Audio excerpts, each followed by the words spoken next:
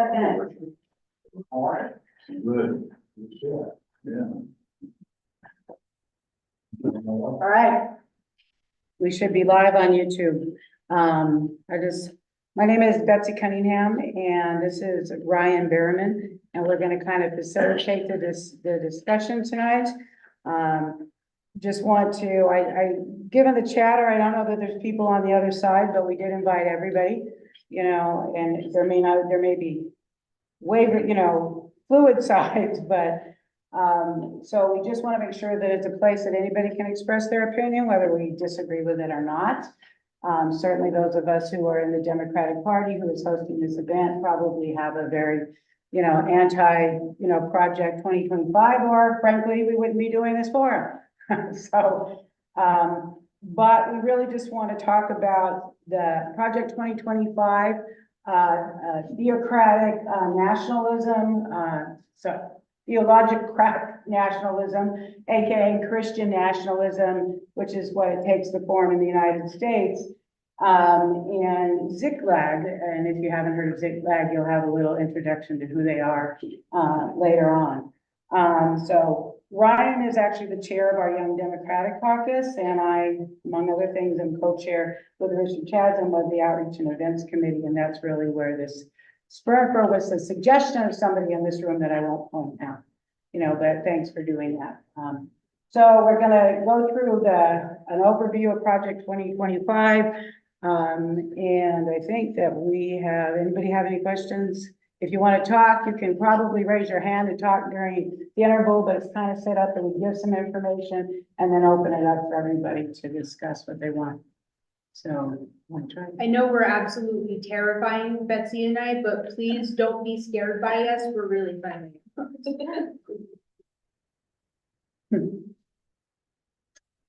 All right, so now I have to actually move away so I can read it. So, everyone probably knows that the Heritage Foundation is the instigator of Project 2025, but since that, there's a lot of conservative organizations that have joined on board. And the one thing I want people to understand is Heritage is not new, and it's not about the next president they want into office. Heritage has existed since 1973. It was a capitalist-based think tank to counter the Brookings Institute, which is more liberal. So even though it seems to have taken the Christian national bent in its more recent years, it really, and Coors was one of the founders of the Heritage Foundation. So, and in the 1980s, they were very instrumental in pushing their agenda through Ronald Reagan. So many of the policies that came out that are corporate, business oriented, are from the Heritage Foundation, from the Reagan administration. So, so they had to, they released this idea in the spring of 2023, and they have the policy book. So Ryan, if you want to click on that, it should.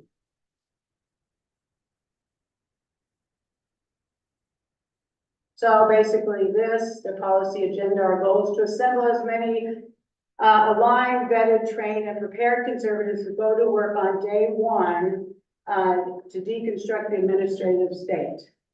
So think about that in a time frame. They have a 180-day plan. They want to go in as soon as they have their candidate in there, and they're anticipating that their candidate will be the Republican nominee.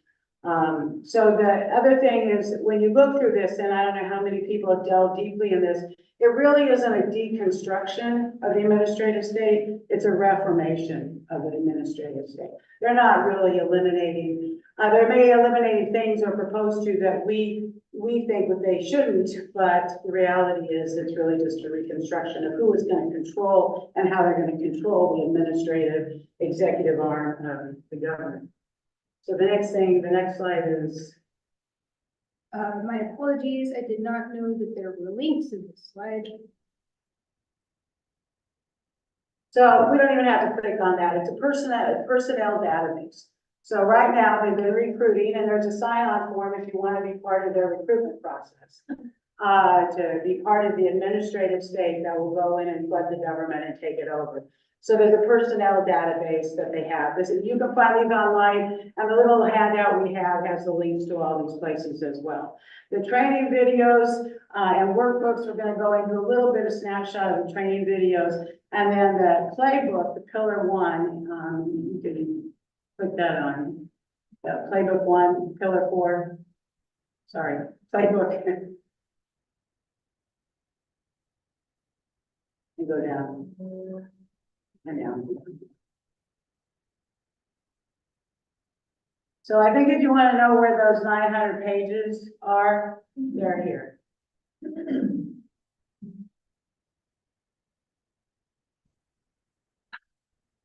And actually, I think this is one.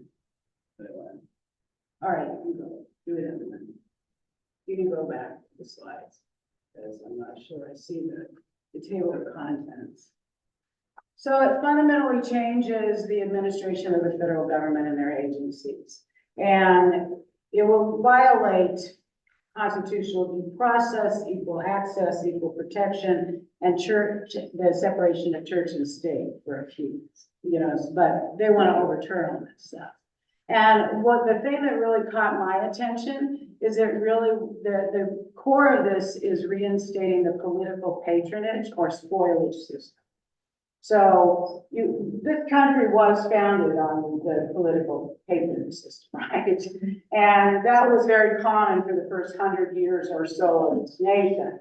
But as population grew and became more complex, there's Tammany Hall, right? I mean, people of Chicago, Illinois, Louisiana, some very famous things where people in our history about how they were using it became very clear that this is corrupting and fundamentally denies anybody except who is a patron from having access to government. That's what they want to do.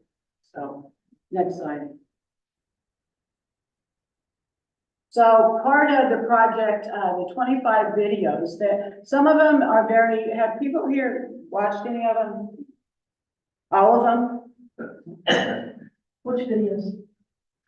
Which videos? The videos that ProPublica show outed them on. These are the private training videos of those appointees.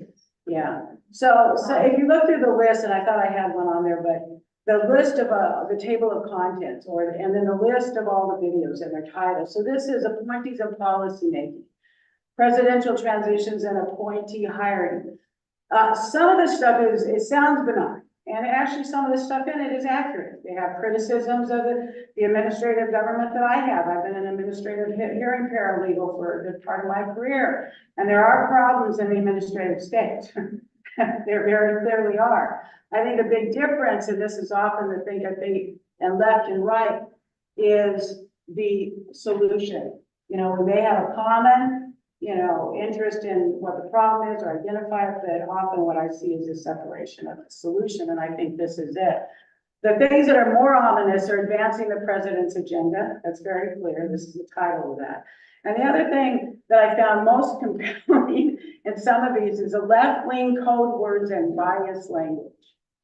So everybody should watch that one. If you've ever read George Orwell's 1984, it'll be very, very connecting there regarding one of the characters worked for the part of the government, right, that took out everything in books. I can't remember what they called it, but this seems to be very Orwellian. And if you listen to the people who are in these videos, that is what they want to do. There's a whole list of words, lots and lots of them. So next video.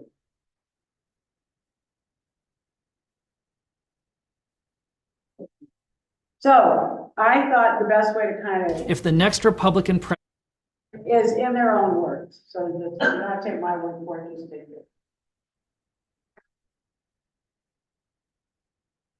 If the next Republican president does not execute a dramatic course correction, there may never be another chance. So if you're not on board with helping implement a dramatic course correction because you're afraid it'll damage your future employment prospects, it'll harm you socially, look, I get it. That's a real danger. It's a real thing. But please, do us all a favor and sit this one out. So keep in mind, these are private training videos, right? For the audience who's already signed up, been vetted by them that you're okay. I'd be interested if any of us could even get past that application process. Not So, telling the truth. yeah, not with the truth. I don't think so. So the next video, the next slide. And there's another one. They put on the, yeah, No, I know, I thought you were introducing. yeah. I think you can expect that equity and all of the equity executive orders under Biden will be repealed early in the next administration. This is going to require a very detailed plan to execute the eradication of the dictates in the equity orders. For instance, there's a gender advisor position created by one of these executive orders. That position has to be eradicated, as well as all the task forces, the removal of all the equity plans from all the websites, and a complete rework of the language in internal and external policy documents and grant applications.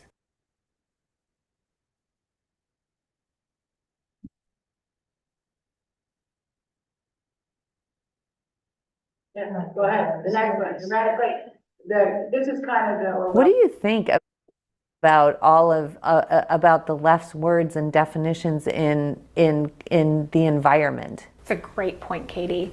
They don't stop. Climate change allegedly is everywhere. And if the American people elect a conservative president, his administration will have to eradicate climate change references from absolutely everywhere.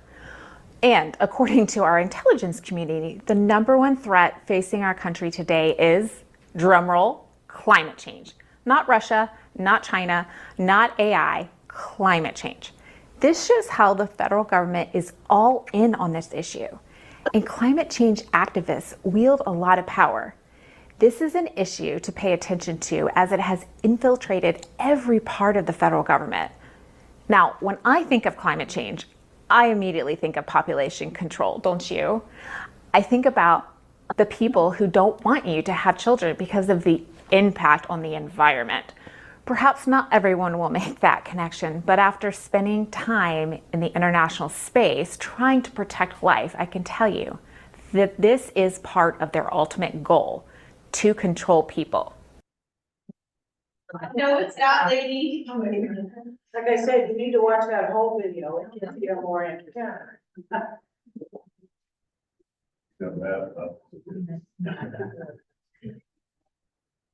You know, the adage we hear a lot now is like, wow, this meeting could have been an email. Well, in the federal government, this email probably should have been a meeting, because what you probably want to do is, if you need to resolve something, it's probably, if you can do it, it's probably better to walk down the hall, buttonhole a guy and say, hey, what are we going to do here? Talk through the decision, work it out. If you reduce it to writing, maybe you can protect it under some of these exemptions, but man, that's a lot of a fight.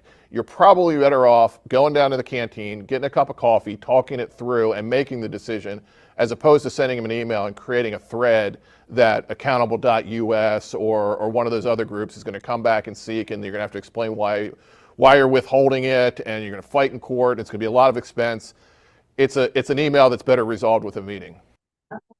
Don't leave a paper trail. Oh my goodness. Yeah, actually, the whole idea is, under the Freedom of Information Act, these kind of plans and all that stuff are theoretically, accessible to all of us.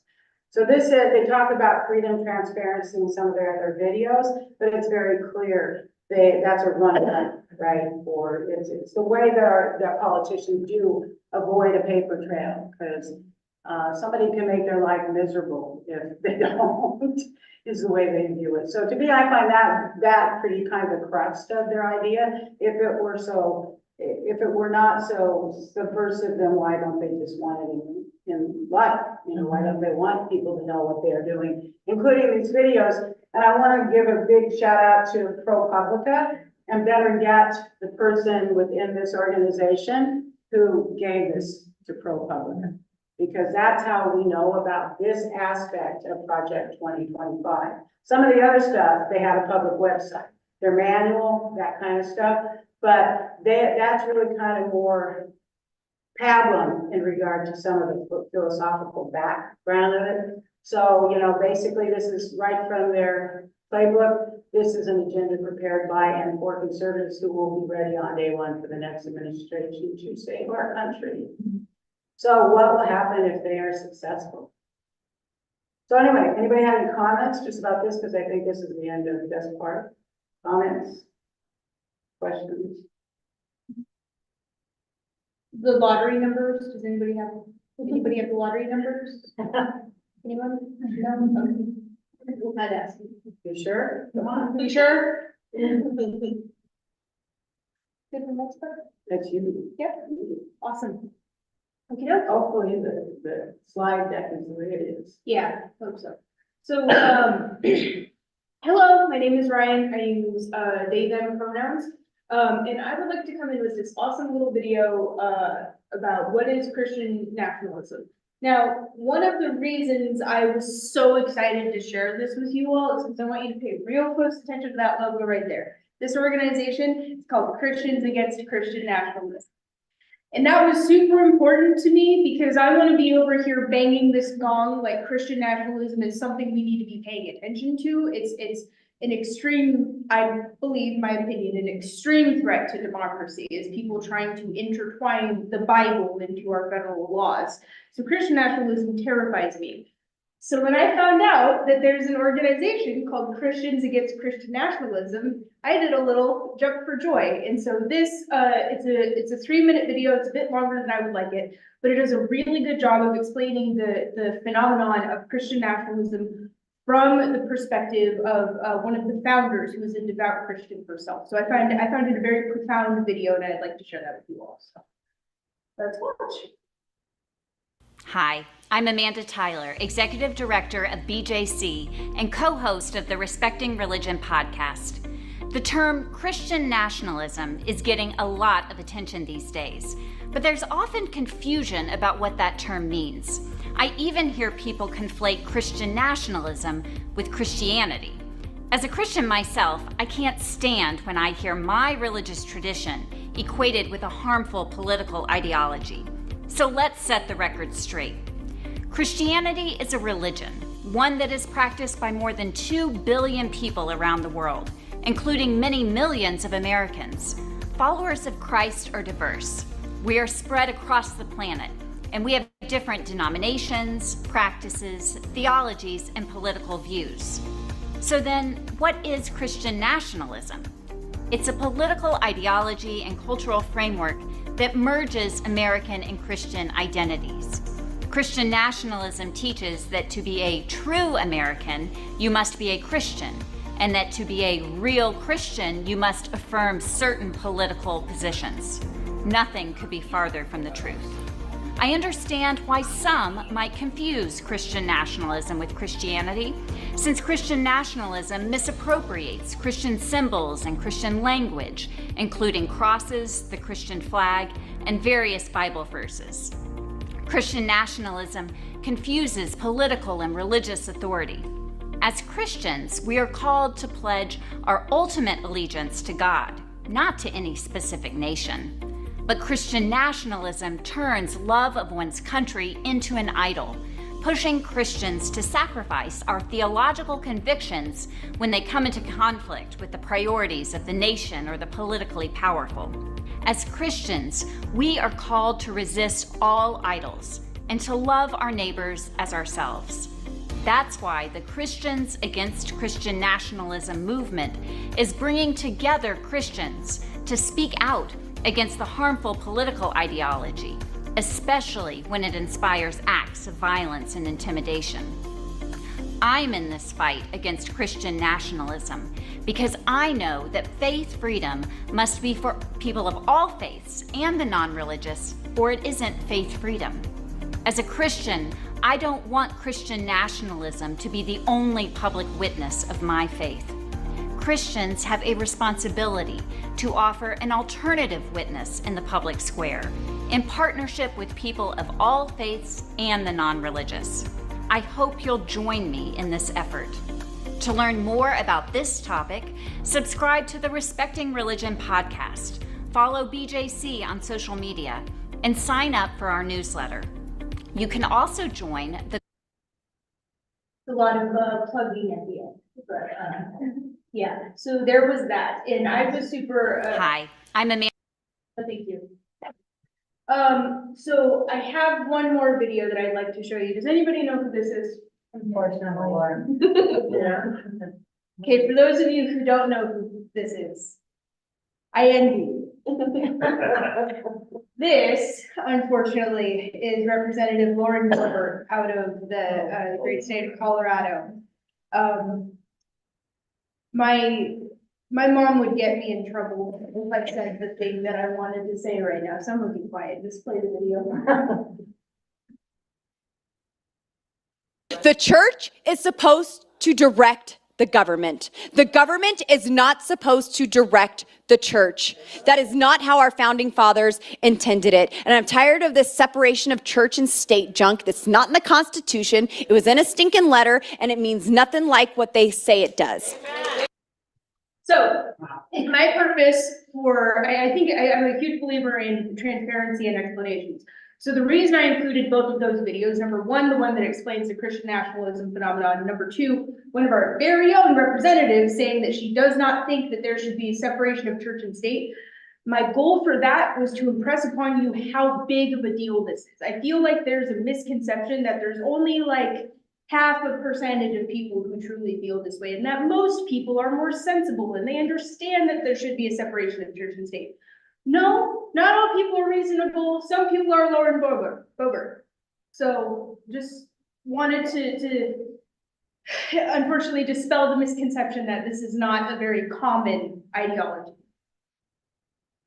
The church is supposed. Okay. So I wanted to very briefly talk about some of the different impacts that Project 2025 would have on families. So of all of the different reaching arms that Project 2025 represents, the thing that I want you all to focus on is end result, not goal, right? And we talk about this a little bit more on one of my other slides. Their goal is often extremely different from how those laws will be used to produce the end result, right? This example is brought up in a different slide, but for example, let's bring up Social Security, right? A lot of people want to slash that because that's socialism, and of course, socialism is evil, right? Their idea might be to end socialism in the federal government, but the end goal that we're accomplishing is millions of destitute senior citizens in America. We all understand that. So I would just like you to look through that lens of all of the different things that we're going to go through here, is that it might not be their goal, but it's going to be what happens.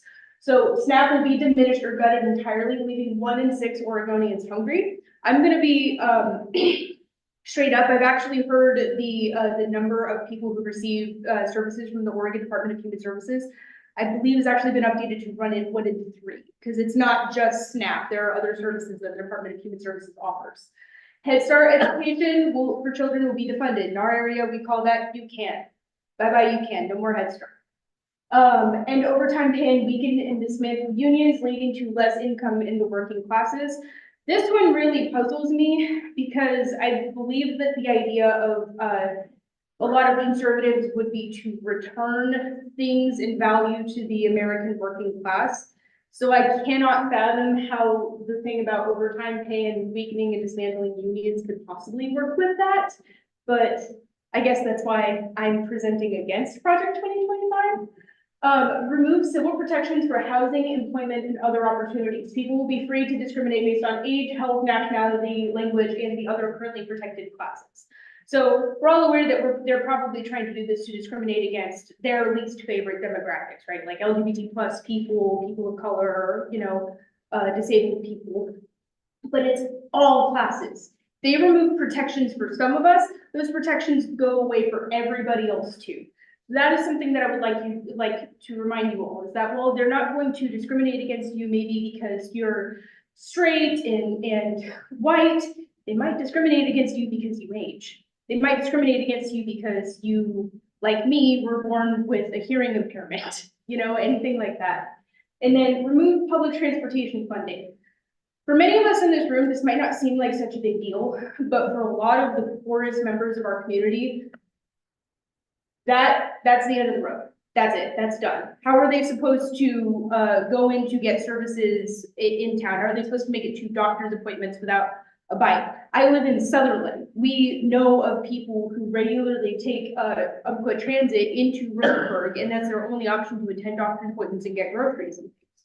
Like, this will affect the very lowest classes of our population the hardest. Before I move on, does anybody have any thoughts or any questions or? So. What they're really doing here is instituting a government system and police force to discriminate against people. Mm-hmm. And when they're done discriminating, for all the handy reasons, they'll keep going because that's their business. Well put, thank you. And specifically with the Head Start one, was there an explanation in the document for why wanting to get rid of the number? My understanding was it was seen as a fiscal glut to be cut away in the effort of having a more trim, balanced budget. Was there statements that they're thinking about using people like sexual abuse of kids in the program, things like that? Or was that, did I read that somewhere? That is that's a common kind of right-wing conservative talking point is wanting to dismantle a lot of those programs, especially also I've heard child protective services get dragged into that same thing too, where they want those services to be weakened or dismantled. They say it's to protect children. I don't believe that. I don't think that's why they want those taken down. I think that as with so many things, they want to privatize as much as they can. They want their friends, their donors, the billionaire class and corporations to be able to privatize these things to make money. I mean, that's the end game. I like that. That's a very, I'm glad that you have such a succinct understanding that like That is the goal.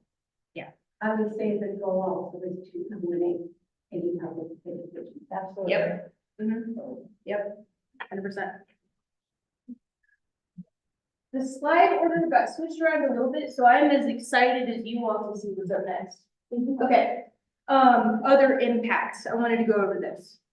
So, limit the types of disabilities that qualify a veteran for services. There were so many different things in the 900 pages of Project 2025 that upset me, but as somebody whose little brother was born in Tillamook in 2006 is currently in Okinawa, Japan, serving his country, that one especially made me mad. What do you mean that somebody else is going to come in and decide which types of disabilities get benefits? My father is also a veteran, and I don't claim I don't make single claim to this. Of course, I'm sure everybody in this room knows a veteran and loves one extremely closely. But that is often a huge struggle for them, is it not? Getting those disabilities recognized and getting the help that they need. Why are we making it more difficult for them? I don't know, just me. But remove much needed subsidies and assistance for farmers. Because unfortunately, where do farmers turn? Where do you turn when you have a $600,000 farm that is no longer producing profit the way you need to? Where do you turn? Where do you turn? Okay, it's hard to get a $600,000 loan from Cascade Community Credit Union. I've never done that. So there are federal assistance in place for farmers. Those will be cut. Again, financial glut that we don't need in our balanced budgets. Ban anything deemed as explicit from pornography to advertising. So I mean that anything that they deem that is not okay, anything that they deem is ungodly, anything that they deem should not be there. I'm talking one of the big scary end results that I've seen people talk about for like censorship or whatever is the idea, and somebody please tell me if I'm making this up or if you all have seen this too. The idea of somebody walking down a mall and you walk past Victoria's Secret, and instead of all of the, modeling the bras and stuff like that, they're all covered up. They all got jackets on and stuff like that. That's where we're heading because they want to make sure that their values are enforced in a public space. Dismantle the EPA, which will allow for-profit companies to poison American air, water, and soil. I feel like most of the people in this room understand the importance of the EPA. When writing these slides, one of the things that I had done was try to write for both sides, so that both sides could learn something. But yeah, I'm sure I don't need to explain to anybody in this room why for-profit companies putting chemicals in our air and water is not a good idea. I think you all get it. But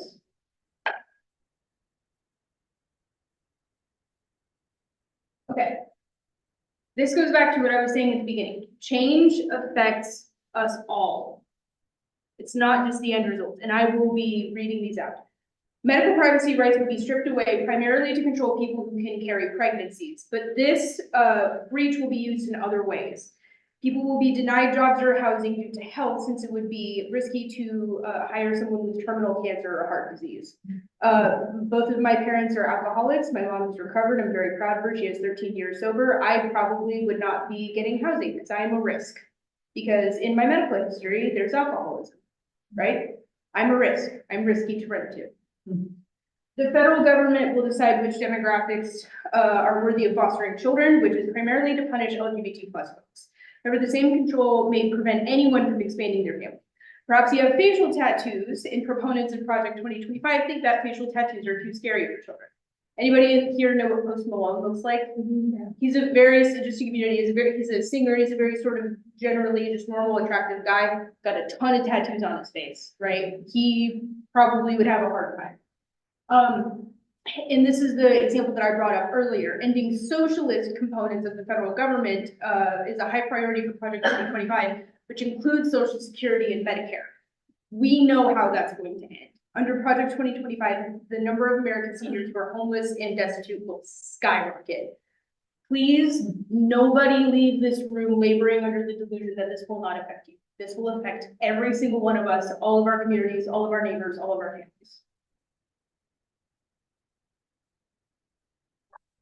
How is it that they can say that that's a social component if we actually have paid for Social Security? That's a wonderful question. I have the same question. Yeah. Well, somebody named it an entitlement.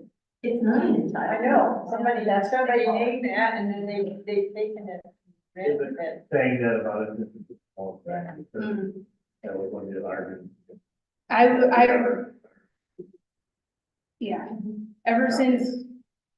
Ever since I was 16 years old and I got my first job working as a cashier at Walgreens, my older bosses have been telling me that Social Security would disappear before I was old enough to collect it. So yeah, these conversations have been, I've heard this for a while. I think the other thing is the privatization. Yeah. That is really the big thing. I think this person hit it on the head on everything. It's about money. Yep. And some people may have religious dogma, but the people funding it have money and are interested in preserving their source of income. That's their religion. Yeah. That's a good point. I like that. I think.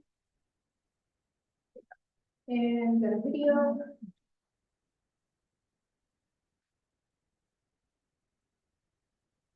A lot of money has been. Yeah, this is from one of the videos and there, but if you go back to the beginning. Yeah, it's short.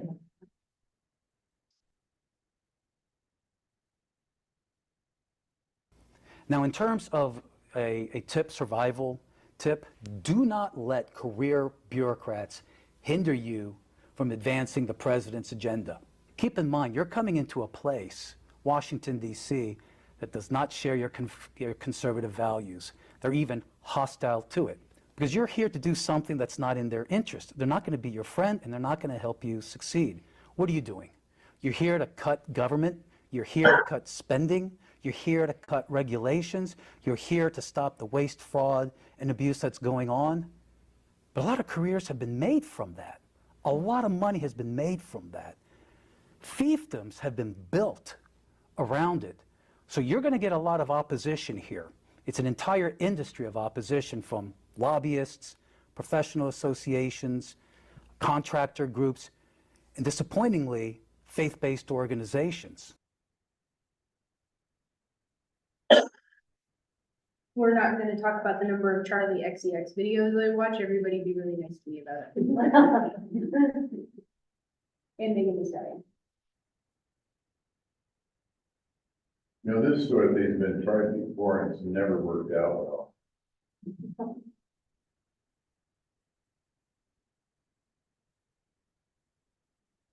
So, Ziklag, does anybody know who they are? Ever heard of them? No. Well, another good thing is thanks to ProPublica and another person who outed somebody.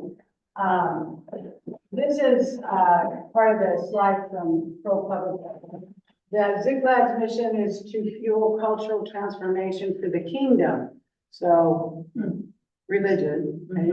We strategically pinpoint 3 key areas that intersect multiple mountains, establishing them as the battlegrounds of our culture. And so those are those 3 chess pieces up there. And then the mountains are the 7 triangles that are where they think they're all our cultural establishments are. So, would you hit that hyperlink for the Yes. Ziklag? So this is what their website looks like. Down the bottom. Sorry. Oh, no, that's the wrong one. No, never mind. So, actually, ziklag.org. Yeah, try that one.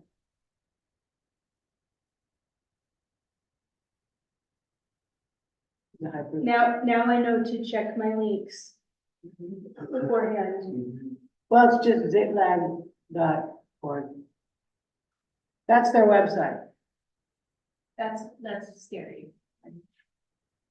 That's really ominous. Wow. That's the totality of their website. Okay. So then the next one I'm gonna have, there's a next video that's a little clip out of ProPublica. And you can get more information about Ziklag, but they do a better explanation than I could. So it's the next video, it's the next slide.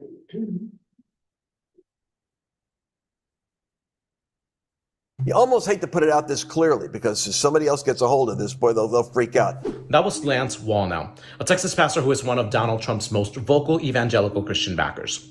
He was talking about the electoral strategy of a secret religious nonprofit made up of wealthy Republicans called Ziklag. Lawyers and tax experts say the group is testing or violating federal law. The tax experts that we talked to said you can be a charity, and when people give you money, they get to take a tax deduction, or you can be a more politically active group, but you can't be both. And what our reporting shows is that this group, Ziklag, is trying to be both, trying to push this Christian nationalist agenda and get involved in politics, and that is raising red flags. And what exactly is Christian nationalism, and how is Ziklag trying to use it in 2024 and beyond? Yeah, the best way to think about Christian nationalism is an ideology and a movement, and a growing one at that, that says the U.S. is fundamentally a Christian nation, and that if the U.S. moves away from that more godly, biblical-focused state of being, that the U.S. will cease to be a country. But what we found with Ziklag is that they have a really aggressive 2024 agenda. They want to mobilize Republican-leaning voters. They want to knock people off the voting rolls. The donors are trying to take dominion, as they put it, to take control over these quote-unquote 7 mountains of American society. So these are the key elements that make up our country: education, arts and entertainment, government, family, religion, the building blocks of American life. Ziklag has a plan for each of them to try to make each of those industries, those parts of our life, into a far more Christian-dominated sphere of influence. We've been hearing a lot about the Heritage Foundation's Project 2025, which is a 900-page outline of priorities for the next conservative president. How do Christian nationalism and Ziklag connect to this manifesto? So on the surface, Ziklag and Project 2025 appear to be different things. But if you scrape a little deeper, as we do in our story, you see all kinds of connections, all kinds of parallels. They are all part of this longer-term plan to try to move the country in this, again, conservative Christian direction. And they believe that another Trump administration is the best way to do that. To read more about our investigation, check out the link in bio.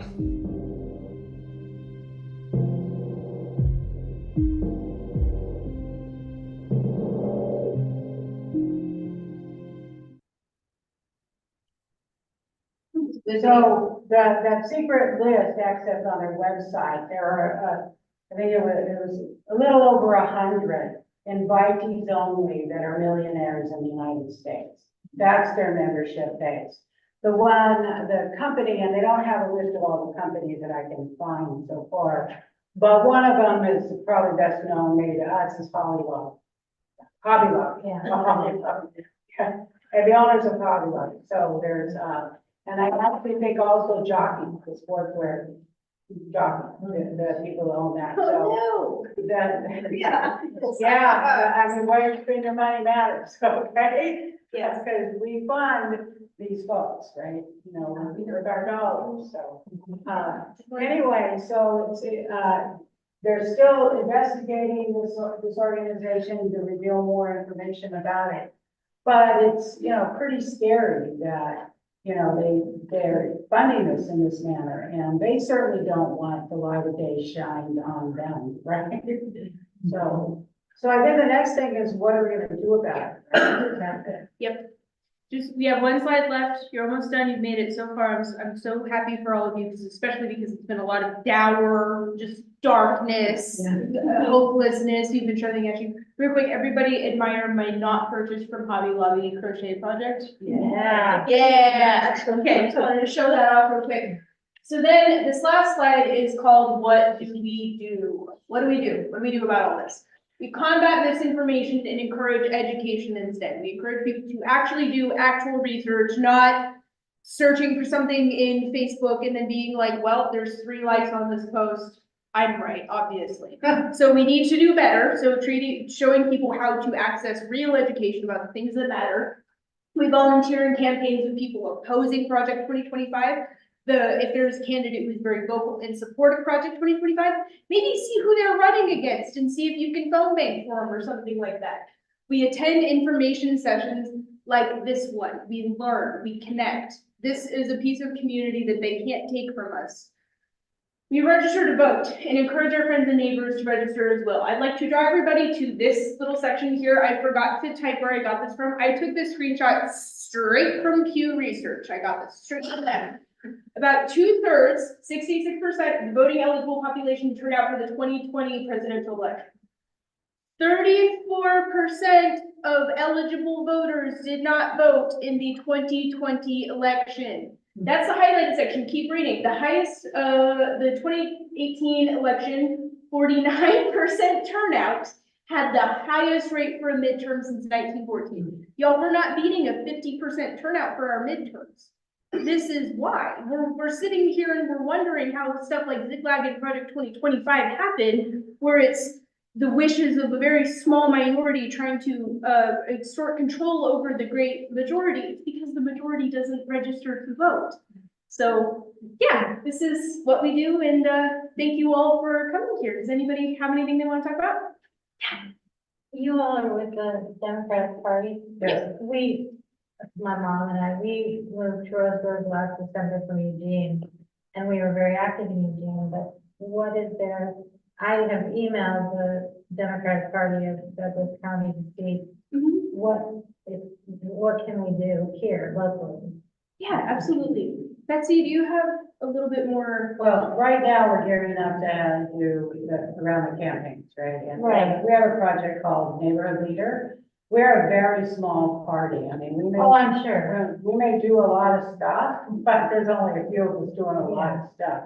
So you guys, a few more people right here. Yeah, thank you. The Neighborhood Leader program is you're assigned a certain number of Democrats. It's all about getting the vote out for Democrats. And but the other thing is working on campaigns. Richard Chasm is running for again House District 4. We have August Warren, who is running for House District 2. He lives in Sutherland.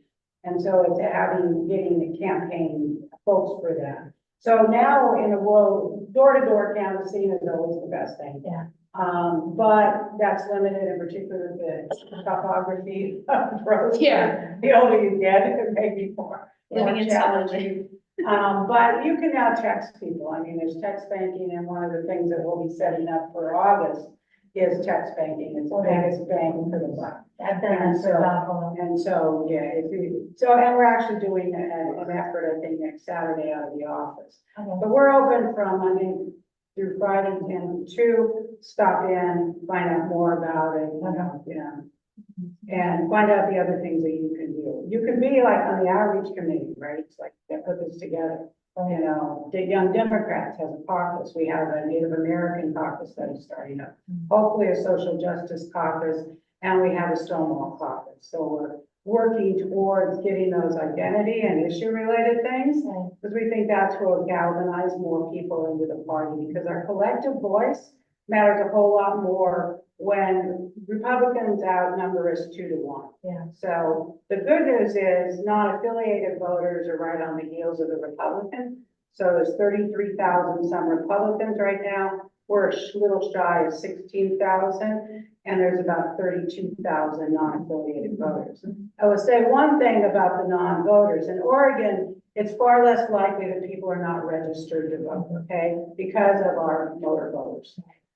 And so, and I've learned this, having registered people every year. The biggest problem I'm looking at demographics for, because I'm also the chair of the campaign committee for the party, is the low voter turnout is your age. Your age. These older people are the highest voter turnout, right? So we shift that graph a whole lot by the number of older people. The problem in Douglas County, older people tend to be more conservative, where I find, and rightly so, and gratefully, that people of Ryan's age, are actually a lot more progressive. The data shows that, particularly the ones that are younger than 30, really are the ones that understand the existential threat of climate. They really get that a lot more than we do, because we're not going to live to see it, let's be honest. Some of us in this room about the impact. So, but there's a lot more issues, so I have great hope. I mean, that will help change it, but getting people to vote and have a reason to vote.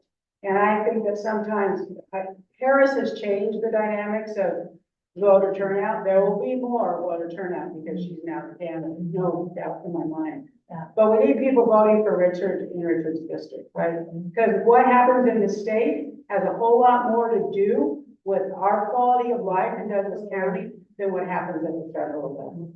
And in Douglas County, we don't have any Democratic representatives in the House right now. They're all Republicans. They lose, right? They're not really representing us, but Richard might want to say something about it.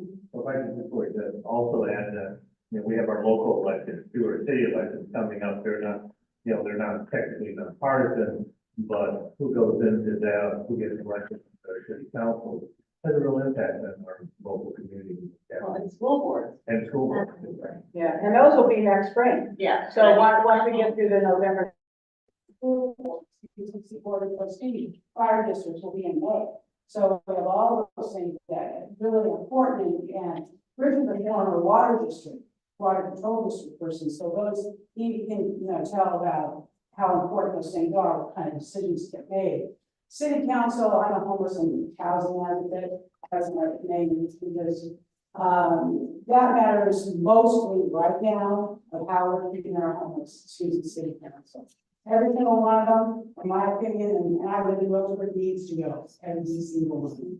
Because they just voted to recriminalize homelessness, even though every authority on it tells you you don't do that to address the problems of homelessness. So they pander to the people. We need to be the people they want to pander to in Congress. Okay. So it's a numbers game. And you could become a city councilor with only hundreds of votes, not thousands and thousands and thousands. Where Richard has to have what? 20-some thousand votes. More than that. Yeah. So there's a lot of stuff to do to get engaged, and we're just kind of reforming, so some of that is stumbling, but